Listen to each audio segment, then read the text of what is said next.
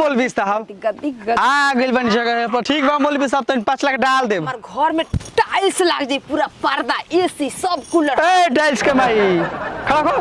अरे प्रणाम प्रणाम। अरे प्रणाम तू मत करा, तू प्रणाम कर तो हम लजानी। अरे बड़ आदमी के प्रणाम करे, छोटा दिन तो लजाए वाला कौन बात। बस कहां के बोल तब साथी संगाते।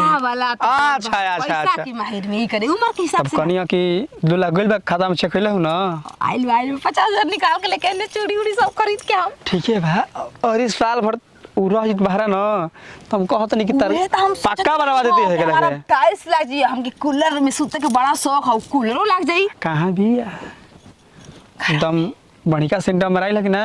अरे हां मरने उरानी मारे ले, तो पागल है, तो जान ले ना कुछ। हां मरने खच खच खच खच।